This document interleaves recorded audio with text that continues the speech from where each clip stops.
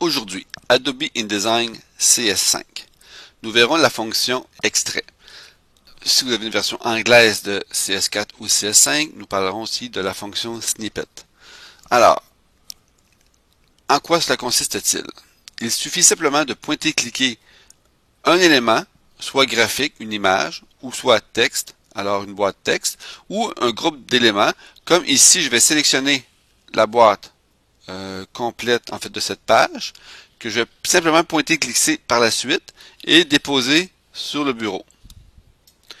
Je crée ici un fichier qui se nomme snippet, du nom de la version anglaise du logiciel, trait souligné 302A426.3e.idms. Si vous avez une version CS4, le suffixe sera .inds. Il faut s'entendre ici que les snippets existent depuis la version CS2, mais avec CS5, ce qui est créé avec CS5 ou CS4, c'est compatible entre eux, mais pas une version en bas, soit CS3. Alors, c'est comme des fichiers différents. Alors maintenant, bon, chaque logiciel évolue, alors c'est ainsi. Alors CS5 est compatible avec CS4 et l'inverse pour les snippets ou les extraits. Maintenant, je peux très bien prendre qu'un élément, comme ici l'image importée d'un document de travail de formation, que je dépose ici. Je peux très bien prendre simplement le logo ici et le déposer comme ceci. Maintenant, chaque snippet a son propre numéro et donc individuellement peut être enregistré. Bon, ben, présentement je mets ça sur le bureau, mais je peux très bien mettre ça dans un dossier qui pourra être ultérieurement sauvegardé. Maintenant, si je prends un document vierge, comme ceci, alors document vide, et maintenant, j'ai deux possibilités pour récupérer l'information. Je prends élément par élément ou le groupe d'éléments snippet, et l'icône apparaît avec l'icône de positionnement.